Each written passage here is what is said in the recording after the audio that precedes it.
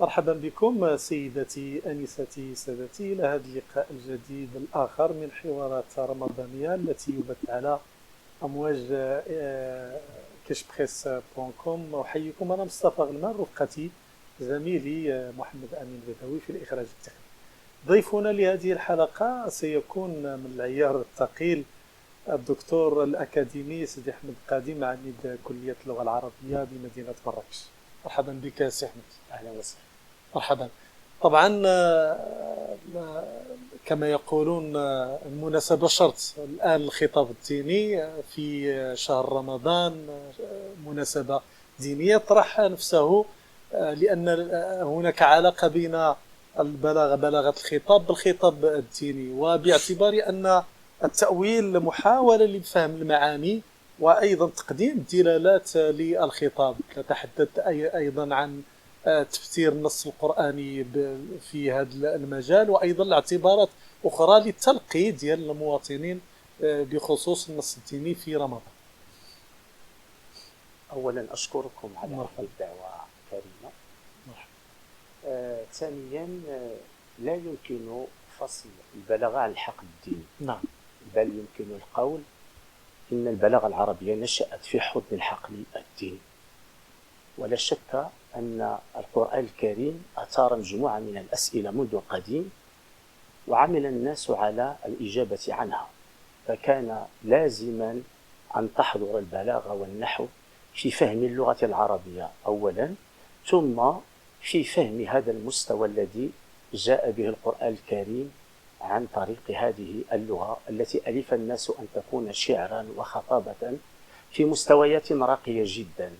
لكن الخطاب القرآني والنص القرآني فاق ما درج عليه العرب في اللغة العربية، فكان لزاما أن يفهم هذا النص أولا لدواعي عقدية، ثانيا لتبرير هذا التفوق الذي بلغ درجة الإعجاز.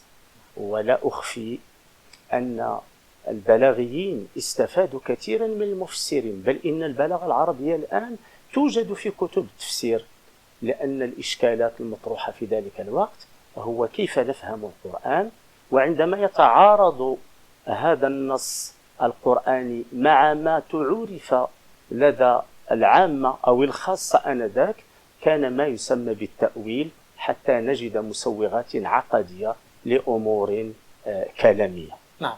هذا التأويل باعتباره مناطا للمقاصد التي يمكن أن يؤولها المفسر أو البلاغي لهذا الخطاب، هل يعتبر ذلك جزءا من تخصصه على مستوى إبلاغه للمتلقي ما يريد أن يوصله من خطاب؟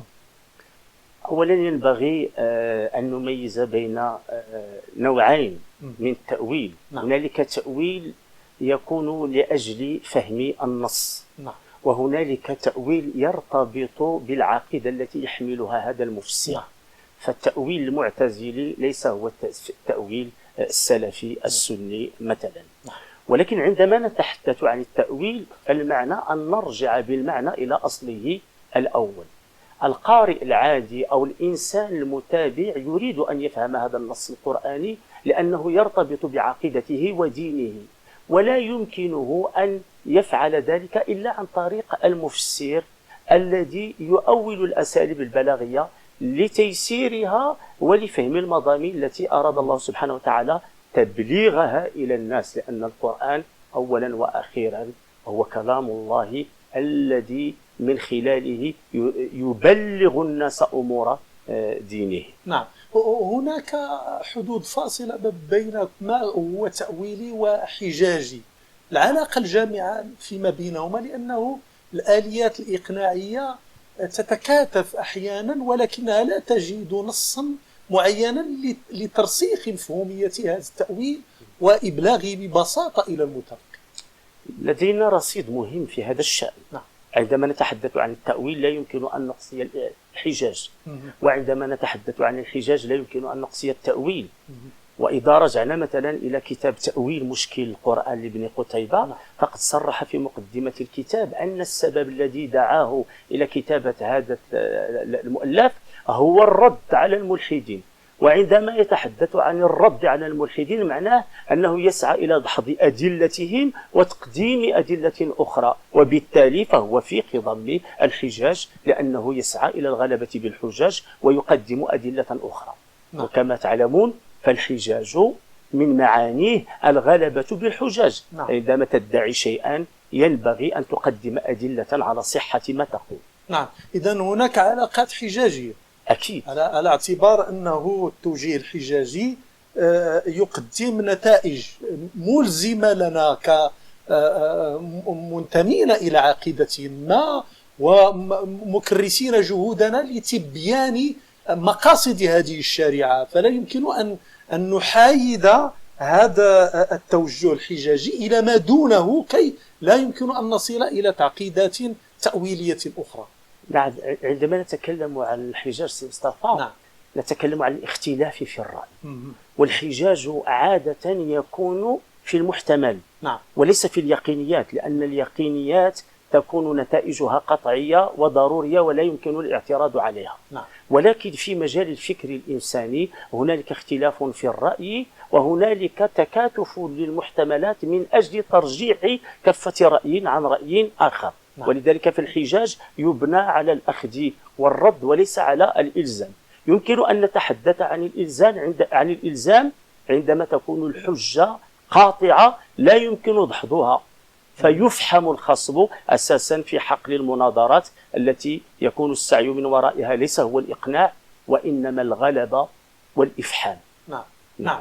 وربما هذا هو ما يجعل الاختلاف بائنا في الكثير من النصوص القرآنية الغير القطعية، أحيانا تكون منسوخة وتؤول إلى درجة معينة من التأويل، فيعدو ذلك ركوبا على هذا النص. هل يعني ذلك أن الحجاج كأنه يسيس العلاقة الرابطة ما بين النص الديني وما بين المتلقين، ما المفهوم فيه هو أنه مشوش إلى حد ما؟ أولا فيما يتعلق بالنص القرآني فهو ثابت. نعم. ولكن الذي يختلف هو تأويلات المؤولين وقراءتهم لهذا النص. نعم. أعطيك مثالا استأثر بجهود الباحثين، مثلا مفهوم المجاز. هنالك تعاريف قديمة للمجاز أنه هو ضد الحقيقة. نعم. وهذا التعريف أدى بالبعض أن يقول أنه لا وجود للمجاز في القرآن الكريم، لأنه إذا قلنا بوجود المجاز في القرآن الكريم والمجاز هو ضد الحقيقة معناه أن القرآن ضد الحقيقة، ولذلك صاروا يبحثون عن مخارج للقول بالحقيقة القرآنية. ولكن عندما نقرأ القرآن الكريم نجد كثير من الآيات لا تحتمل المعنى الوضعي للألفاظ، وإنما ينبغي أن نجتاز هذا الوضع أو هذه الألفاظ إلى معان أخرى. نعم. أعطيك مثالا، مثلا في قوله تعالى يا أرض ابلعي ماءك ويا سماء أقلعي.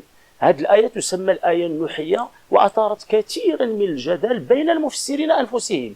هنالك من يقول بأن الأرض نوديت واستجابت وبالتالي هذا الكلام حقيقة، وهنالك من يقول إن الجمادات لا تنادى وبالتالي هذا الكلام يعتبر مجازا. وكل واحد يدافع عن رأيه، ولكن في النهاية هذا أغنى النقاش وأفادنا. بل إنني وقفت على كتاب لابن الجزري سماه كفاية الألماعي في آية يا أرض ابلعي، خص كتابا كاملا لتحليل هذه الآية نفسها. نجدها عند السكاكي وعند الجرجاني وعند الزمخشري، كل واحد يتكلم عن هذه الآية بطريقته التي يجد فيها أدلة تبرر ما يقول، لأنه لا يمكن الكلام في القرآن الكريم بغير علم. صح.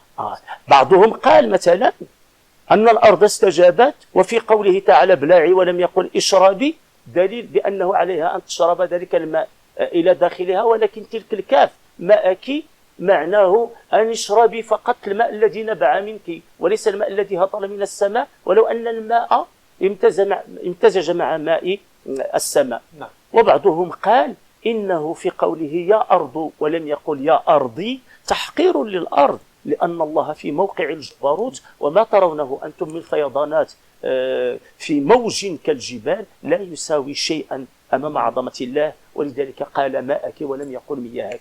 هذه الأمور فيها البلاغة وفيها التأويل، ولكن أيضا فيها العقيدة. عقيدة من يؤمن بالمجاز ومن لا يؤمن به. أما النص القرآني فهو واحد. صحيح.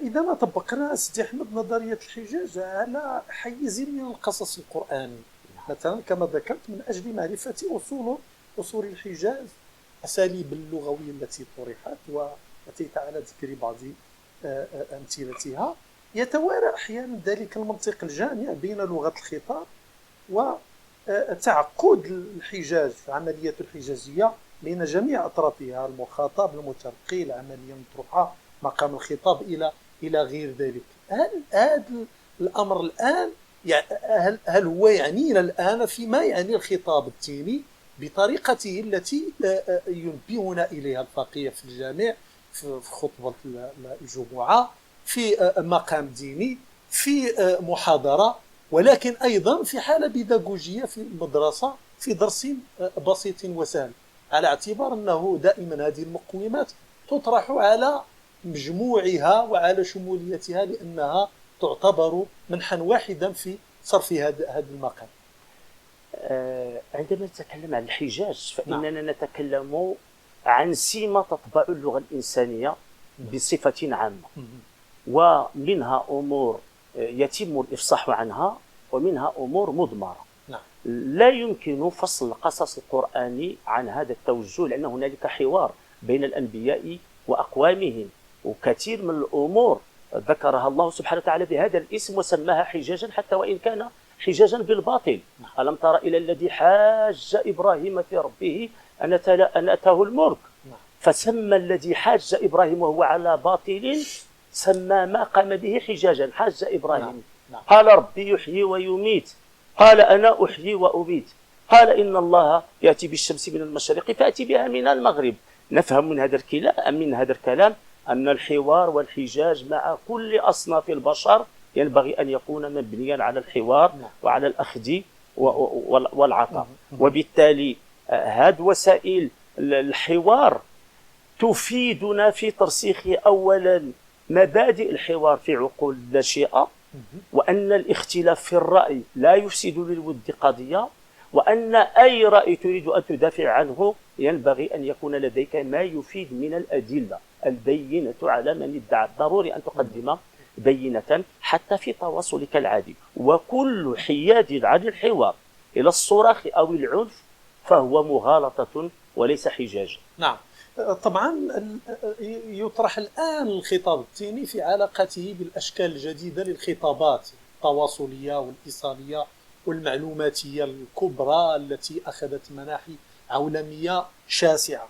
الآن ما قيمة هذا الخطاب الديني الذي نتحدث عنه بهذا النوع من التأصيل وأيضا الترميز على مستوى العلامات الثقافية التي نؤمن بها نحن ولا يؤمن بها العلم الحديث، على الأقل في شكله العولمي الذي تحدثنا عنه، خصوصا فيما يتعلق بقضايا المجتمع الراهن، في وجود تعقيدات على مستوى النظرية الحجازية التواصلية الآن اللي وصلت إلى درجات كبيرة بسرعة الضوء، ثم الوسائل الإقناعية لهذه الأشكال التناظرية في مجتمع المعرفة كما نسمي. نعم، هذا السؤال مهم، لأننا نعيش مجتمعا أو في سياق يطبعه التدافع. نعم. والتنافس، وكل واحد يدافع عن رأيه، لكن لا يصح إلا الصحيح. نعم. أولا ينبغي أن نحترم الاختصاصات، لا ينبغي لكل من هب ودب أن يتكلم في الشأن الديني، ولكن في نفس الوقت هذا لا يمنع أن من يدرسون الخطاب يعتبرون الخطاب الديني من أنواع الخطاب القابلة للنقاش ويسعون إلى الخلوص إلى كثير من النتائج. حقيقة الآن نظرا لانتشار وسائل التواصل الإلكترونية هنالك تداخل فيما يتعلق بالفتاوى بفهم النص الديني. هل هذا الذي يفتي بهذه الأمور له نية صادقة في خدمة هذا الدين، أم أن له أفكارا مغرضة تسعى إلى ضرب هذا الدين من الداخل والتشويش على الأجيال؟ بطبيعة الحال ينبغي أن نعرف كيف نأخذ وعمن نأخذ وكيف نتحاور، إلا أن الاختلاف في الرأي مع الآخر مهما كان توجهه سواء كان علمانيا أو دينيا ينبغي أن نتعلم كيف نحترم الآخر وكيف نقدم البدائل من خلال الدراسة ومن خلال وليس من خلال الضجيج.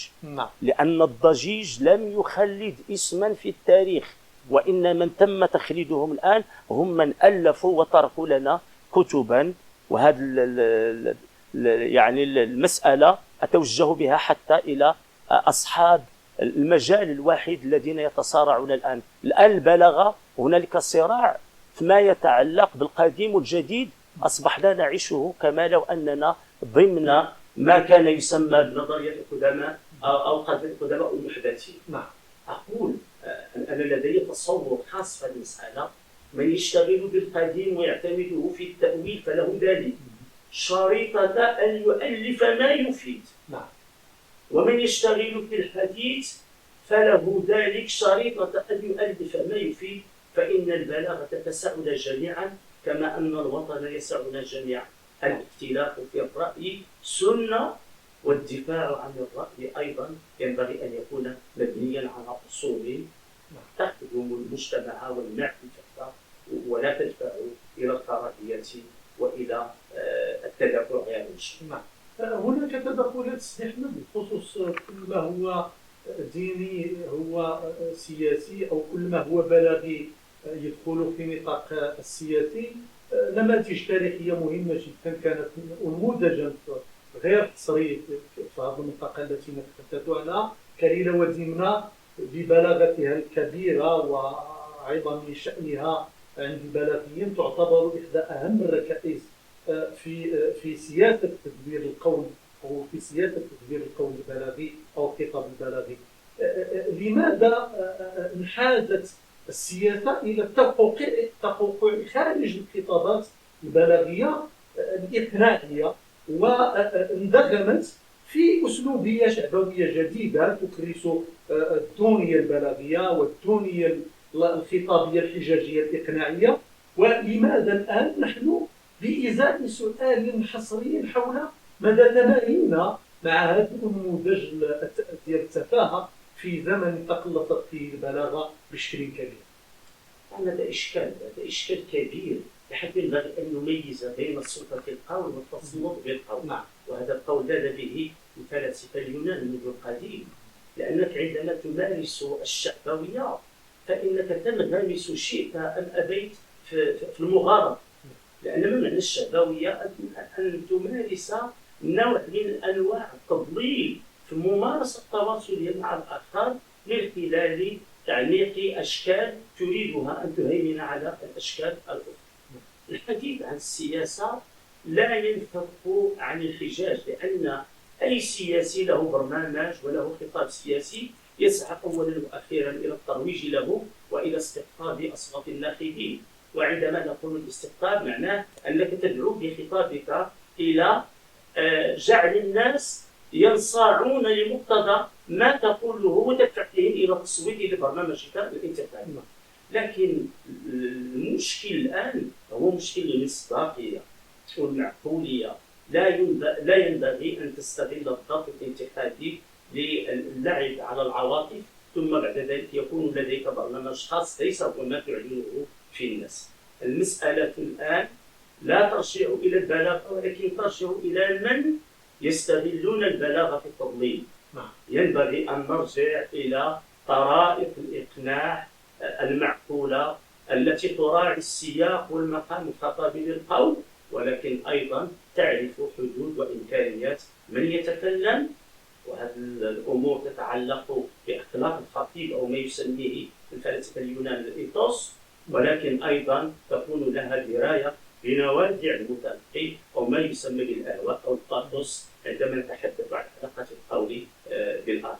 نعم، وهناك من البلاغيين من يدعون إلى تجديد هذا الخطاب البلاغي في النصوص الدينية والنصوص السياسية، لأن العصر أيضا يحتاج إلى تقييم جديد بالنسبة للقاموسية والدراسات اللغوية وتشكيل المفاهيم الحديثة التي تتلائم مع مستجدات العصر الحديث. هل هذا الخطاب البلاغي هو بحاجة إلى تجديد، مع أنه دائما قائم الذات ومترفع عن أن ينحو مناحي التغريب التي أتت بها اللغات المترجمة التي لا تكرس اللغة العربية بفصاحتها في وجدانها الشعبي وقيمها الأخلاقي والاعتبارية التاريخية لدى الجمهور العربي. هذا السؤال يطرح نفسه بحدة مؤخرا بين أنصار القديم وأنصار الحديث. سبق لي أن قلت ينبغي أن نطرح عليه. لا يمكن تجاوز النص البلاغي العربي القديم بأي شكل من الأشكال، فهو النص المؤسس، ولكن لا يمكن قمع من يسعى إلى التجديد ويجتهد. الفيصل هنا هو التأليف والعطاء، وسأعطيك شيئا آخر.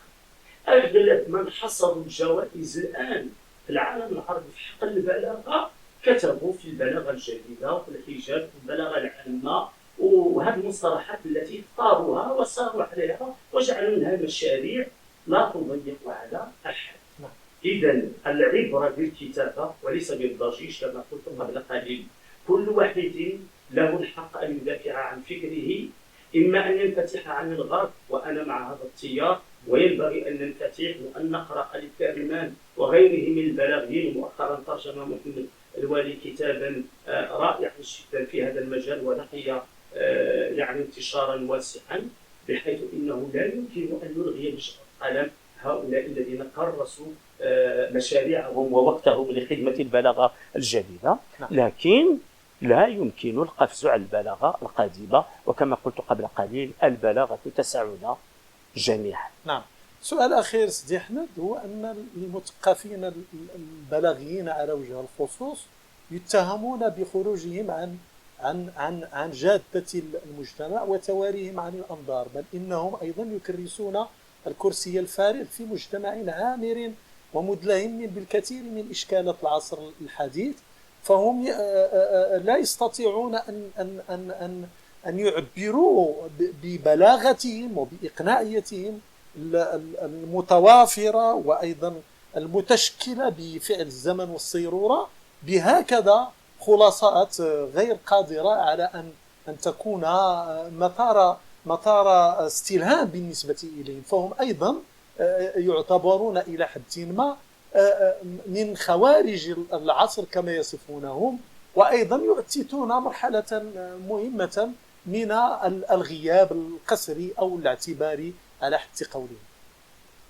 قد لا أتفق مع هذا الرأي، لأن الجامعة المغربية الآن بالخصوص العربية مليئة بالبلاغيين الذين لهم حضور قوي في الساحة الجامعية.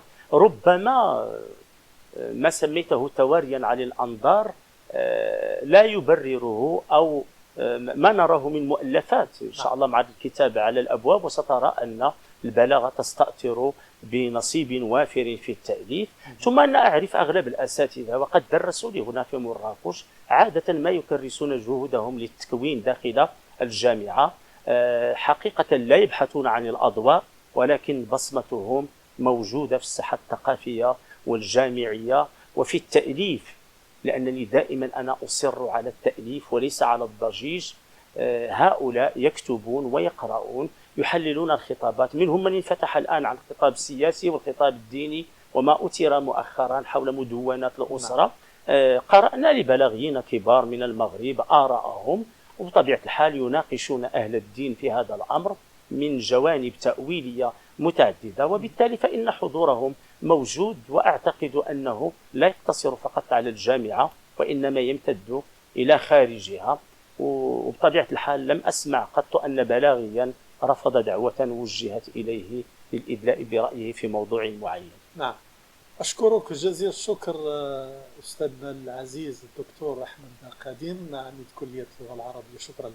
بارك الله فيك. شكرا سيدتي أنستي سادتي، وصلنا إلى نهاية هذه الحلقة التي استضفنا فيها عميد كلية اللغة العربية الأكاديمية الدكتور أحمد قديم، حتى ألقاكم بحول الله في حلقة أخرى من هذا البرنامج حوارات رمضانية على كشف فيسبوكم. أحييكم أنا مصطفى غنم، رفقة زميلي محمد أمين بدوي للإخراج التحليلي.